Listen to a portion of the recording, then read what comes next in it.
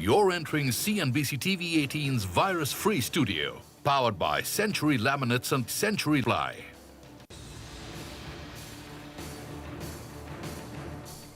Well, bond yields are what we're going to talk now. The bond markets have opened and at a subdued 5.93.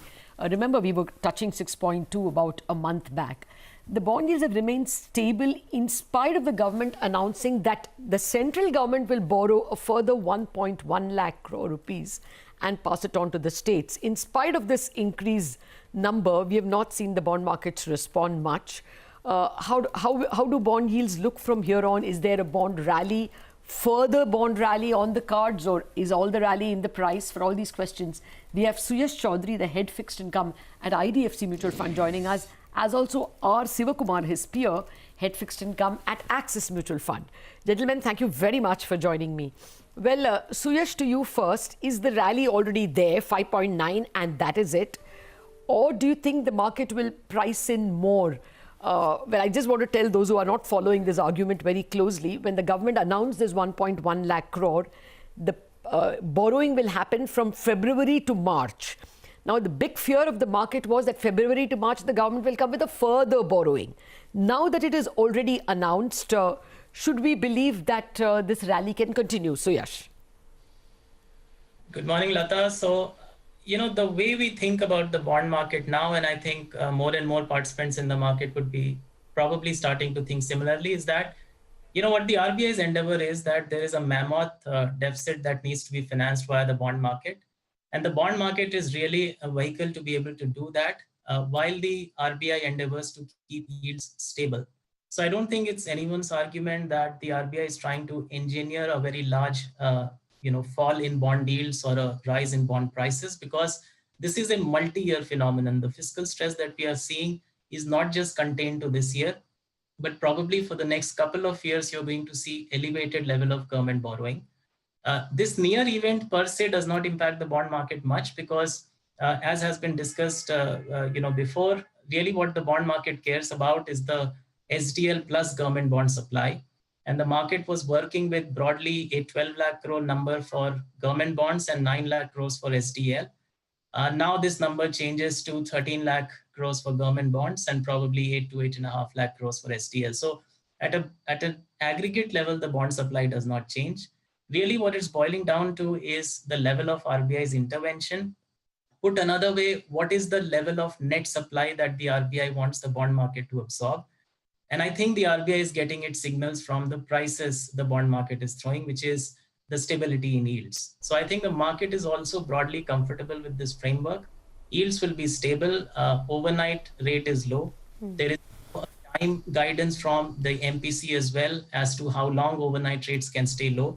So at the front end of the bond curve, there is reasonable carry to be had. And the back end is relatively being held stable by the Reserve Bank of India. I think as much as the bond market can ask for.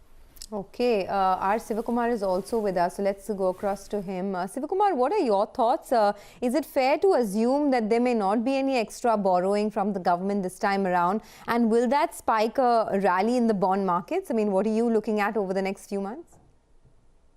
Good morning, first of all. And I kind of agree with Suyash on this point. I think there are two parts to this answer. One is does this mean that the borrowing program is now set in stone till March? And I don't think that is right. I think the government always reserves the right to change the borrowing program, and they have already done that last week. So there is nothing stopping them from doing a further change somewhere down the line.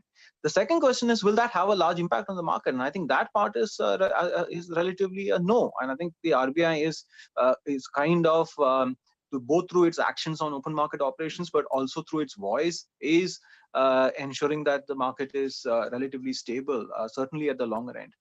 Much of the extra borrowing that we've seen has come at the shorter end. So if you actually see the relative curve underperformance of the below 5 year, 3 to 5 year, especially because of the additional borrowing in the last couple of days, that's essentially a reflection of the fact that the market is absorbing this change in the mix of GSEC issuance and not worried too much about the longer end as a result. Well, more broadly for a viewer, the question would be, have interest rates troughed out? Is it just 5.9 on the 10-year? And even for that matter, for a depositor. Your thoughts, Suyash? So that's a very good question, Lata, and I would distinguish between the cyclical from the structural here. I have heard many times, debates happening that savers are not getting a good deal anymore, and that's very, very true because average inflation, at least on a trailing basis, has moved up to 6%, as opposed to 4.5% that we did for a good 2 to 3 years.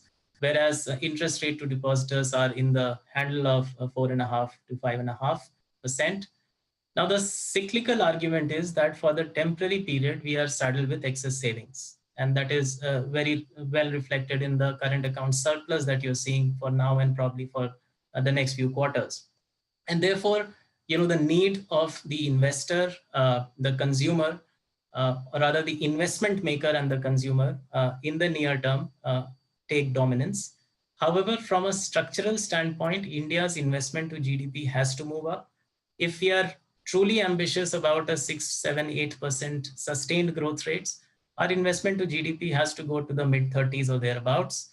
And you need local savings to be able to finance that. And therefore, over the next 6, 7, 8 years, you need adequate savers compensation alongside better incomes for investors. So in the near term, I would think we are in a lower for longer. So interest rates do seem bottomed out. What really matters to most entities in the marketplace is the front end of the curve, where rates are between 3.5 to 4.5%. Basis RBI's guidance, I would think this remains for the next 3 or 4 quarters, and it starts to move up. But structurally, I think interest rates will have to compensate the provider of savings because investment to GDP does need to go up. So this is a period investors have to be patient in. If you're looking at 20-year cycles, this is a 1 or 2 year period where basically investment collapses, consumption collapses, and therefore the saver temporarily gets a roddy. Okay. No, then again, Shivakumar, I want some advice for our viewers. What will be the annualized return for a fixed income investor, and not a depositor, a fixed income investor in calendar 21, in calendar 22? Fixed income as well as gilts? Yeah, but this is going to be one of those difficult questions to answer. I think fundamentally what the RBI has told us is that if you want safety, and which essentially means high quality and short duration, then you're not going to be able to beat inflation. So if you really want to get some kind of excess return from the market, you have to take some risk. Either that's credit risk or that is duration risk. So if you look at the 10-year G-Secs, it is significantly higher than where the overnight rates are. I mean, it's 3.25% versus closer to 6%. Or if you go into non-AAA paper, even in the short duration side, you're again getting well above 6%. So to get a reasonable rate of return, which would be, let's say, if inflation were to average 4 or 5%, let's say with reasonable safety, you want to get 6 or 7 or 8. I think 8 is very difficult, but let's say even a 6 or a 7%. What you need to do is take some either duration risk or credit risk. And if you're willing to take a little bit of duration or credit risk, I think meeting that performance target, if you have a performance target which is somewhat inflation plus, I think it's a very, very doable objective. The critical risk in all this is what happens if, for example, over the next 2 years, RBI begins to start raising rates. And I think that becomes a critical question, because one way or the other, the RBI cannot maintain overnight rates at 3.25% for the next, let's say, 5 years. They're going to have to normalize interest rates at some point. And I think part of that rise in rates has been priced into the market, given how steep the market is. I think a reasonable amount of rate hikes are priced in.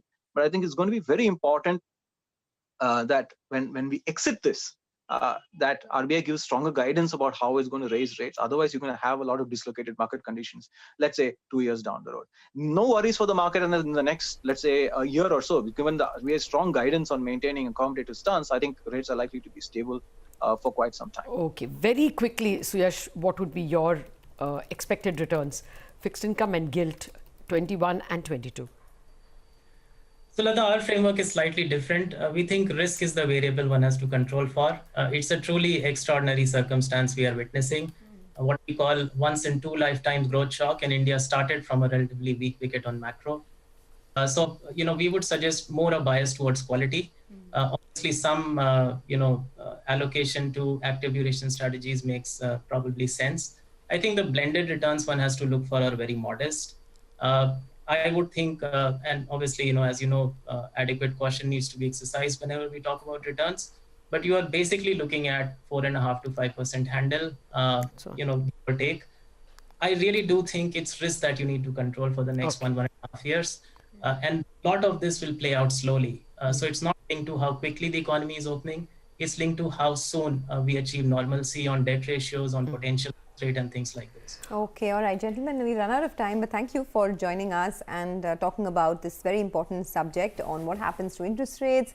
Now that inflation has been rising, RBI could maintain a status quo as far as rates are concerned. Let's do one thing. Let's take a quick break. But on the other side of the break, we'll discuss the pharma space in our special segment, Quarter Se Quarter Tak. Nitya Balasubramaniam, the director at Sanford Bernstein, will join in to talk about what to expect from the quarter. And our very own Sonal Butra will tell us what the brokerages are estimating as well.